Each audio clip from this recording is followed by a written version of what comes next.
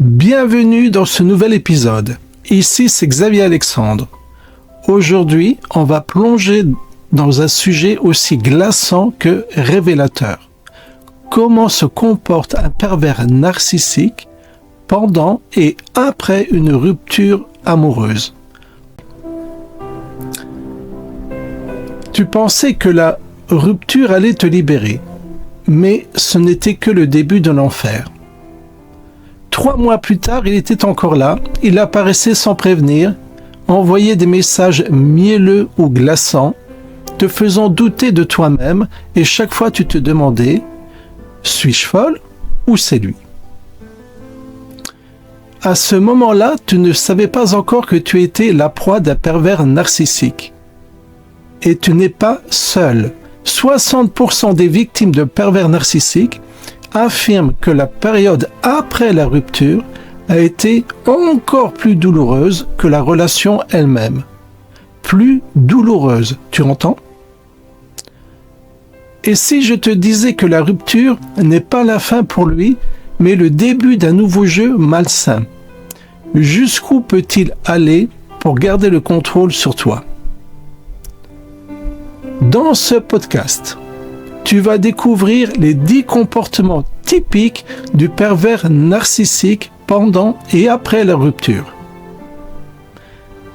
Et reste bien jusqu'à la fin car je vais te partager une stratégie mentale puissante pour l'empêcher de revenir dans ta vie, même si aujourd'hui tu te sens brisé.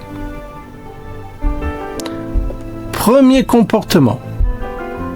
Le masque tombe, la terreur commence. Tu l'as connu attentionné, charismatique, presque parfait. Il savait quoi dire, comment te regarder, te faire sentir unique. Il avait cette façon de deviner ce que tu attendais, de se présenter comme l'homme idéal. Mais aujourd'hui, ce n'est plus lui. Quelque chose a changé. Il est devenu glacial, brutal, méprisant. Il était charmant, maintenant il devient glaçant. Le masque est tombé, tu es face à son vrai visage. Pendant toute la relation, il a joué un rôle, comme un acteur oscarisé dans le film de ta vie. Il portait un masque de sauveur, de compagnon dévoué. Mais ce masque n'était qu'un outil. Et une fois qu'il sent qu'il perd le contrôle, après la rupture, ou dès que tu montres de la résistance, il n'a plus besoin de faire semblant. C'est comme si tu vivais avec un acteur et qu'il décidait soudain d'abandonner le costume, révélant un bourreau à visage découvert. Tu te retrouves face à une autre personne. Insultes, menaces, chantage émotionnel, pression psychologique. Il te montre enfin qui il est. Et il ne veut plus te séduire, il veut te briser. Et si le véritable lui avait toujours été là, dissimulé sous le masque de l'homme parfait? Mélanie, après 2 ans de relation, décide de prendre de la distance. Quelques jours plus tard, il la traite de déchet, menace de révéler des secrets intimes à ses proches. Elle est en état de choc. Elle ne reconnaît plus l'homme qu'elle croyait aimer, et pourtant c'est lui, enfin visible. Ce moment, c'est le tournant. C'est là que tu comprends, la gentillesse était une façade. La terreur, c'est sa vraie nature. Et ce choc psychologique peut être dévastateur. Tu te demandes, suis-je folle? Comment ai-je pu ne pas le voir? Tu n'es pas folle, tu as été manipulée par un expert du camouflage émotionnel. Mais maintenant, tu vois clair. Et c'est la première étape vers la liberté.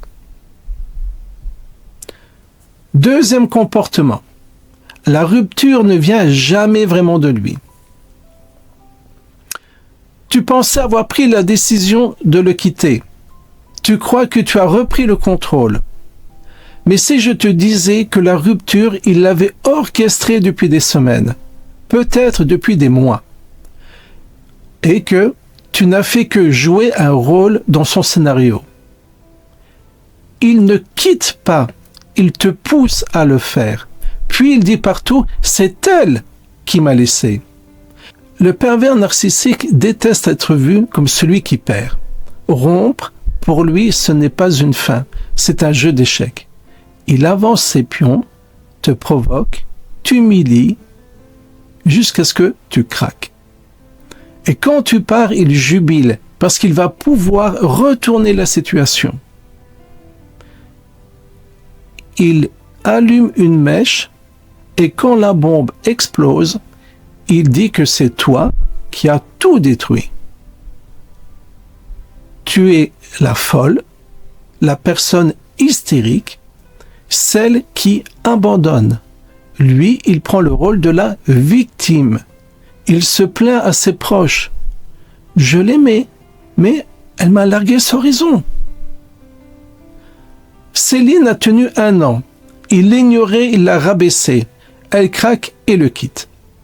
1 semaine plus tard, il poste sur les réseaux « Perdre celle qu'on aime sans comprendre pourquoi. Le vide est insupportable. » Ses amis la blâment, elle doute, elle culpabilise. C'est ça sa stratégie, te pousser à bout pour garder la face. Il maîtrise la rupture pour ne jamais être celui qui perd. Et toi, tu te retrouves coupable, épuisé, isolé. Mais maintenant, tu sais. Et le savoir, c'est le début de la guérison. Ne lui laisse plus l'occasion d'écrire l'histoire. Reprends la plume, écris la tienne. 3e comportement, le hoovering ou l'aspiration toxique. Le retour qui n'en est pas un. Tu croyais que c'était fini, que tu allais pouvoir respirer, guérir, retrouver une vie normale, mais voilà, il revient. Doucement, subtilement. Un message anodin, une photo envoyée par erreur, un souvenir évoqué l'air de rien, et toi, tu hésites. Il t'aspire comme un vampire émotionnel. Chaque mot doux cache un piège. Ce mécanisme a un nom, le hoovering, un terme qui vient de la marque d'aspirateur Hoover, car c'est exactement ce qu'il fait. Il aspire ton énergie. Dès que tu commences à respirer, à reprendre ta liberté, il revient te happer. Tu fermes la porte, il passe par la fenêtre. Tu bloques son numéro, il crée un nouveau compte.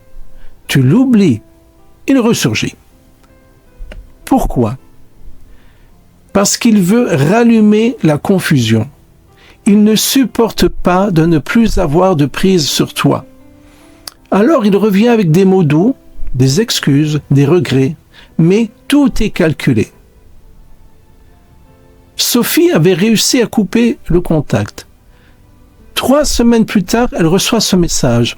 « Je suis tombée sur cette chanson, elle me rappelle toi, tu me manques. » Elle hésite, pense qu'il a peut-être changé. Il se revoit. 2 semaines plus tard, elle est à nouveau humiliée, rabaissée, rejetée. Le hoovering, c'est rentrer dans ta tête sans y être invité. Il te fait douter, il te fait espérer. Et surtout, il veut que tu reviennes, pas par amour, mais par emprise. Ce n'est pas un retour sincère, c'est un test pour voir si tu es encore sous son contrôle.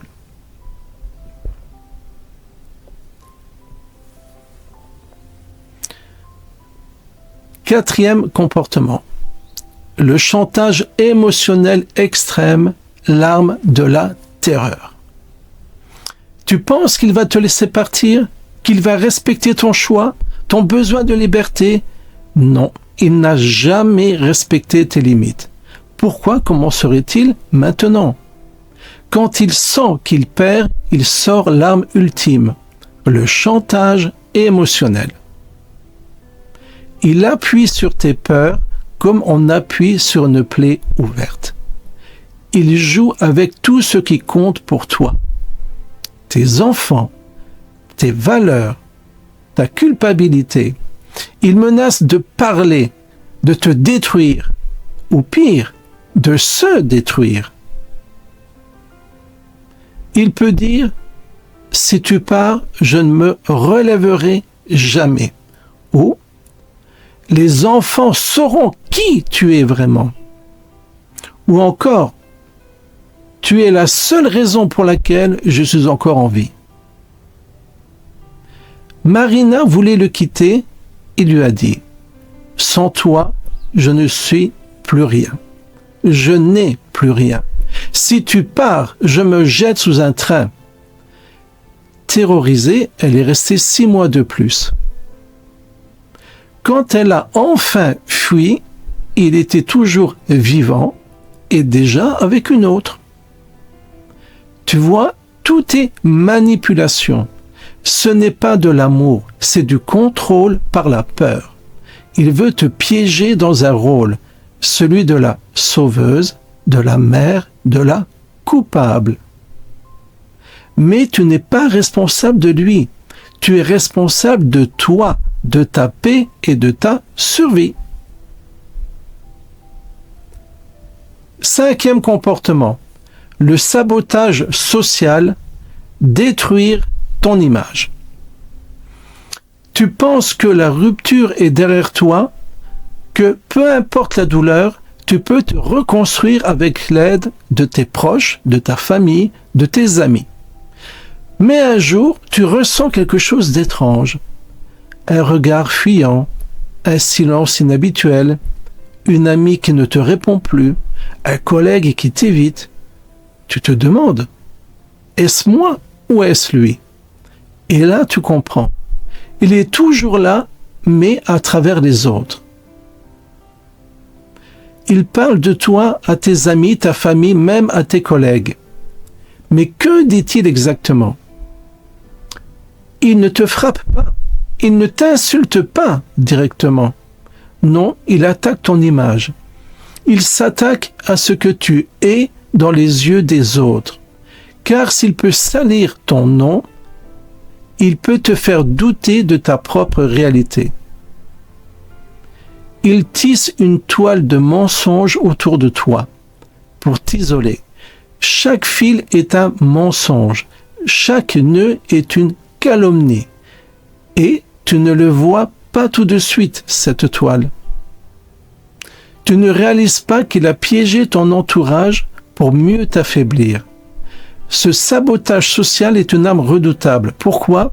Parce qu'elle te prive de ton soutien émotionnel, de ces personnes qui auraient pu t'aider à sortir de l'emprise.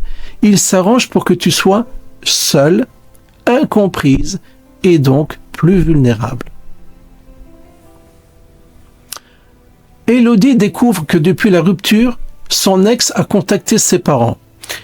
Il leur a dit qu'elle était instable, qu'elle faisait des crises, qu'il avait peur pour elle. À ses collègues, il a glissé subtilement qu'elle n'était pas fiable. Résultat, elle reçoit moins d'appels, les invitations s'arrêtent et elle se demande « Que leur a-t-il dit? Pourquoi s'éloigne-t-il » Le pire, c'est que tout est fait subtilement. Des demi-vérités, des sous-entendus. Il ne te traite pas de folle directement. Il insinue que tu vas mal. Il dit que tu mens. Il glisse que tu exagères. Et ça suffit à semer le doute dans la tête des autres et dans la tienne. Ce sabotage est stratégique. Il t'empêche de parler. Il étouffe ta voix. Et pendant ce temps, il contrôle le récit. Mais souviens-toi, la vérité finit toujours par trouver son chemin. Ce que tu vis n'est pas une fatalité, c'est un piège. 6e comportement. L'espionnage numérique. Il est là même quand tu ne le vois pas. Tu crois enfin être seul, enfin libre. Tu as bloqué son numéro, tu l'as supprimé de tes contacts. Tu ne vas plus sur ses réseaux. Tu penses qu'il ne peut plus t'atteindre. Mais il est là, invisible, tapis dans l'ombre de ton écran. Il te regarde, il t'analyse. C'est ça l'espionnage numérique. Un pervers narcissique ne supporte pas de ne pas savoir ce que tu deviens, ce que tu fais, ce que tu ressens. Pourquoi ? Parce qu'il a besoin de contrôler ton monde intérieur. Et s'il ne peut plus t'avoir physiquement, il va chercher à te posséder virtuellement. Tu postes une photo sur Instagram, il la regarde, même si son profil n'apparaît plus. Tu changes ton statut WhatsApp, il le scrute.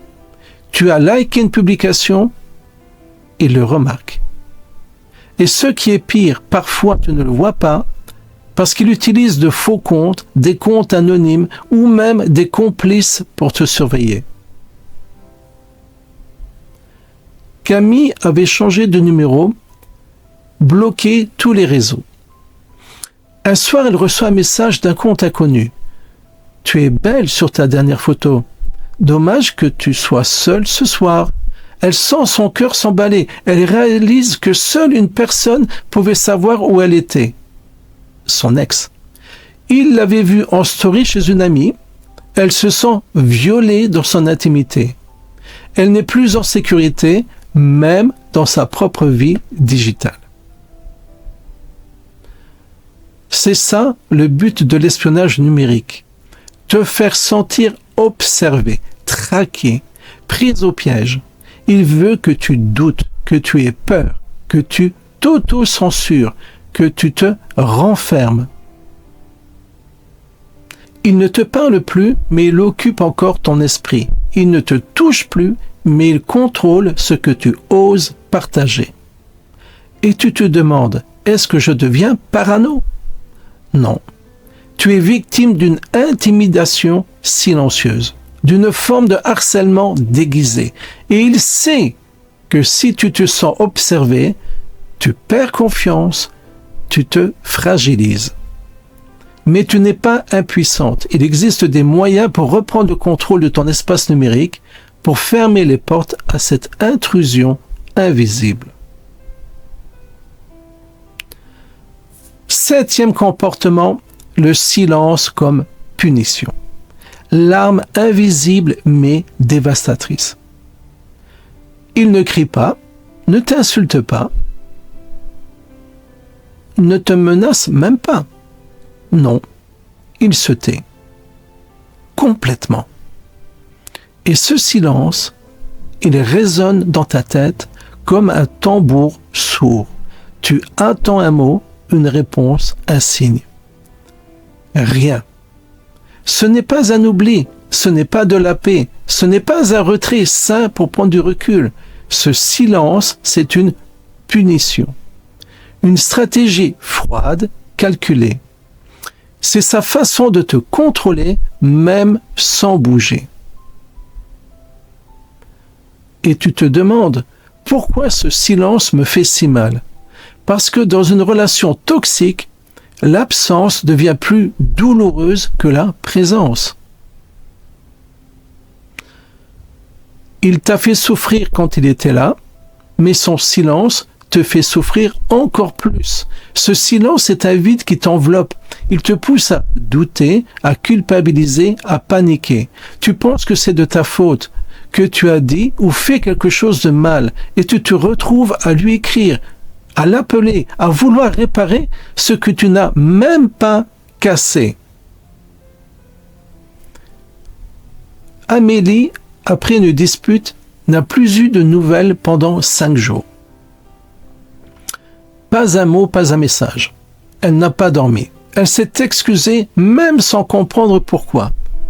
Il a répondu froidement « Je ne sais pas si je veux continuer ». Elle a supplié, pleuré, promis, et il est revenu triomphant. Il avait gagné. Voilà comment fonctionne le silence glacial. Ce n'est pas de la distance, c'est une arme psychologique. Il t'ignore pour te rendre folle, pour que tu reviennes à genoux s'il le faut. Et quand tu reviens, il reprend le contrôle. Il se nourrit de ta peur, de ton manque, de ton besoin. Ce silence est une domination invisible, mais terriblement efficace. Et souviens-toi, le vrai pouvoir, c'est de ne plus tendre l'oreille, d'accepter ce silence et de le renvoyer, de ne plus le craindre. Et là, il perd. Parce que sans ton attention, il n'existe plus. 8e comportement. Le nouvel amour exhibé, la revanche publique. Tu pensais qu'il allait souffrir, qu'il allait au moins prendre le temps de réfléchir, peut-être même regretter, non? Et là, surprise cruelle, quelques jours ou quelques semaines à peine après la rupture, il affiche fièrement une nouvelle femme à son bras. Sourire figé, regard complice, voyage de rêve, photos sur les réseaux sociaux, story bien calibrée, déclaration enflammée. C'est la scène parfaite, le couple parfait, sauf que c'est un décor, une mise en scène, un théâtre émotionnel dont tu es la cible. S'il ne t'aimait plus, pourquoi a-t-il besoin de te montrer qu'il est heureux sans toi? Pourquoi exhibe-t-il sa nouvelle conquête comme un trophée? Parce que ce n'est pas de l'amour, c'est une stratégie. Son objectif, te blesser, te faire douter, te faire sentir nul, remplaçable. Il ne construit pas une relation, il construit une vitrine, une façade. Et il sait que tu la verras. Laura avait quitté son ex-partenaire pervers narcissique il y a 3 semaines. Silence total. Puis un jour, elle tombe sur son profil. Il est à Rome avec une nouvelle compagne. Un selfie au Colisée avec une légende. Avec celle qui m'a sauvé. Laura sent son cœur se briser. Elle doute d'elle-même, se demande si c'était elle le problème. Elle commence à regretter. Voilà ce qu'il veut. Il veut que tu regrettes, que tu souffres, que tu reviennes ou que tu t'éteignes. Et cette nouvelle femme, elle ne le connaît pas encore. Elle vit la même illusion que toi au début. Ce n'est pas l'amour qui la lie à lui, c'est le piège qui recommence. Et un jour, elle sera à ta place. Si elle ne se réveille pas, attends. Il t'a détruite, mais il veut que tu le vois heureux. Il t'a quitté, mais il vit pour ton regard. Ce n'est pas toi qui as échoué. Ce que tu vois n'est pas réel. C'est un écran de fumée. 9e comportement. Il revient toujours. Le cycle sans fin. Tu pensais que c'était terminé, que la page était enfin tournée, qu'il t'avait oublié, remplacé ou simplement qu'il avait disparu de ta vie. Tu commençais même à retrouver un peu de paix, à souffler, à sourire. Et puis, il revient. Un message presque innocent. J'ai pensé à toi aujourd'hui. Ou, je suis tombé sur une vieille photo, tu me manques. Simple, anodin, mais derrière, c'est une bombe émotionnelle. Question suspense. Et si ce n'était pas un hasard? Et s'il attendait juste ce bon moment pour frapper à nouveau? Parce que pour toi, c'était fini. C'était vraiment et complètement et définitivement fini. Mais pour lui, c'était juste une pause, une trêve, une tactique. Ce retour, ce n'est pas de la nostalgie ni de l'amour, c'est un test, un piège. Il tire la corde pour voir si elle casse ou si tu es encore accroché. Il revient toujours, c'est presque une loi. Une étude sur les relations toxiques révèle que les pervers narcissiques reviennent en moyenne 7 fois vers leur ancienne victime. 7 fois. Pas parce qu'ils tiennent à toi, mais parce que tu es encore utile à leur jeu. Il t'a méprisé, mais il veut te récupérer. Il ne t'aime pas, mais il ne supporte pas de te perdre. Ce retour, ce n'est pas un hasard, c'est une stratégie. Il veut tester si tu es encore sous emprise, s'il a encore accès à toi, et si tu réponds, il recommencera. Mais tu n'es pas un poisson, tu es en train de sortir du filet, et maintenant que tu sais qu'il va revenir, même des mois plus tard, même des années plus tard, tu peux décider de ne pas ouvrir la porte, de ne plus ouvrir la porte.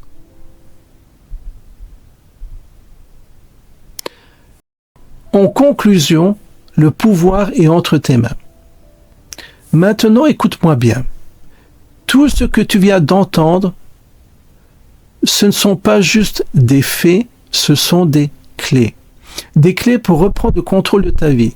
Et je vais te donner la plus puissante de toutes. Celle que la majorité des femmes sous emprise n'utilisent jamais parce que elles ne la connaissent pas. Son poison, c'est ta réaction. L'indifférence, c'est ton bouclier. Le pervers narcissique se nourrit de toi, pas de ton amour, mais de tes réactions, de tes émotions, de ta douleur. Chaque fois que tu pleures, que tu réponds, que tu t'expliques, que tu t'énerves, tu lui donnes ce qu'il cherche, ton énergie. Mais imagine une seconde que tu lui coupes l'accès, qu'il n'ait plus rien, aucune réaction, aucun regard, aucune émotion. Tu deviens un mur, une forteresse imprenable, et là, lui, il s'effondre. C'est comme si tu étais une source qui se tarit. Il s'approche, il cherche à boire, et il ne trouve que du vide. Et ce vide, c'est ta force. Parce que lui, il ne supporte pas d'être ignoré. Il ne veut pas ton bonheur, il veut régner sur ton monde intérieur. Il veut être le centre de tes pensées, même dans la haine, même dans la peur.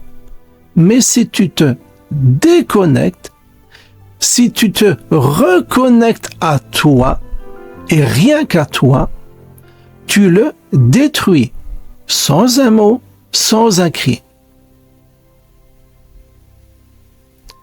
Ferme les yeux juste quelques secondes. Visualise-le. Il t'appelle, il crie, il exige. Et toi? Tu n'entends plus, tu n'es plus là. Tu avances, libre, légère, en paix. Tu marches vers ta vie, ton futur, sans ces chaînes. Tu redeviens toi-même, pas sa victime, pas son ombre. Et cette paix, tu peux la choisir dès maintenant, en travaillant ton estime, en te reconnectant à ta vraie valeur. Tu n'as pas besoin de lui pour exister. Tu n'as jamais eu besoin de lui. Et lui, sans toi, il n'est rien. Les pervers narcissiques détestent plus que tout l'indifférence. Elle les rend invisibles et l'invisibilité pour eux, c'est la mort psychologique. Si tu souhaites me contacter, je suis à ta disposition. À très vite pour un prochain épisode. Merci de m'avoir écouté.